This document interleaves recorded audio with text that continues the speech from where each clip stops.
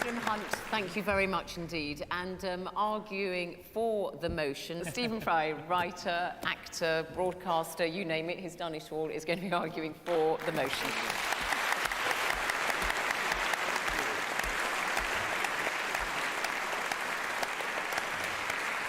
I was very disappointed. Dear Tristram Hunt, who's a marvellous MP and a splendid man and a very fine historian, he actually used the phrase slippery slope.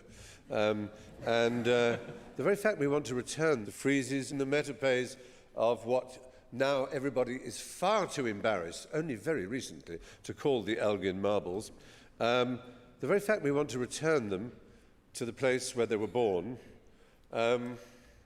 does not mean that the Rosetta Stone is going to go back to Egypt. As has already been said, the idea that a museum is some whole, perfect, finished Victorian idea of a kind of a pantechnicon of all world knowledge is nonsensical. Like all things, it changes. And my proposal to you is very simple. How classy it would be if you went in to the British Museum and in the place where now you see the friezes that Elgin took, you saw a film of how they were cast, because they can be cast, unlike a painting, which you can only photograph. So what you would see when you went to the British Museum, you would see a period 200 years in which we curated them beautifully. And they will then see the journey of these extraordinary pieces of Pentelic marble being returned to within 5 miles of Mount Pentelica, where the marble was quarried and where that extraordinary temple, the Parthenon, was erected, to Pallas Athene, the goddess of Athens. The reason it's important in Athens is because it's all about Athens. There are 192 soldiers on the friezes because 192 soldiers died at the Battle of Marathon. And it was between the Battle of Marathon and their own defeat at the hands of the Spartans, between that period, Periclean Athens, that saw the rise of everything that our culture now depends on. Philosophy,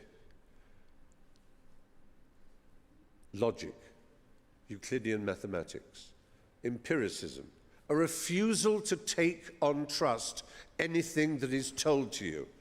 Socrates died by that principle. History, algebra, astronomy, justice, the Areopagitica, the hill up to which they went to dispense their justice. Every citizen available to do it. By no means was it a perfect society. Women did not have equal rights. Pederasty was rife. But heck, I was at a public school, there's nothing new there. So, the fact is, everything our Enlightenment is predicated upon Athens. And around that time, the Enlightenment, it so happened the Ottoman Empire had completely overtaken Greece. Now, the idea that it was a legitimate purchase by John Bruce, the Earl of Elgin, is like saying the American ambassador to the Netherlands went to Amsterdam when the Nazis had invaded and did a deal with the Nazi ruler of Holland to buy Rembrandt's Night Watch. And it was all signed, yes. We are the Germans, we own Holland, they are under our occupation, and you can have it, it's yours. And then Congress then said, yep, it's perfectly legal, we now own the Night Watch. Greece was under occupation 9 years after. 9 years after Elgin took those, raped those beautiful and extraordinary pieces of history. Byron died for that cause. There are more statues of Byron in Greece than there are in Britain. And the Greeks started their war of independence against the Ottoman Empire, which they eventually won in the 1830s, 1832, I think it was.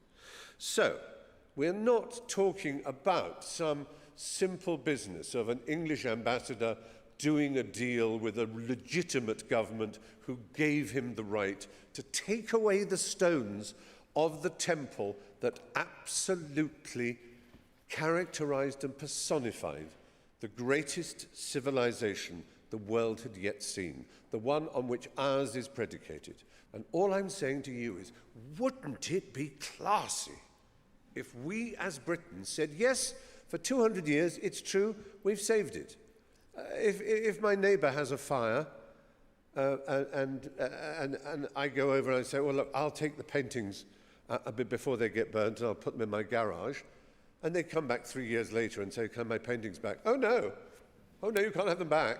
They'd be burnt if I hadn't taken them. That's no argument. That's just beastliness. It's just beastliness. And perfidious Albion, which is the name by which Britain has been known for so long, this untrustworthy country that still has colonial ambitions, let's not be that anymore.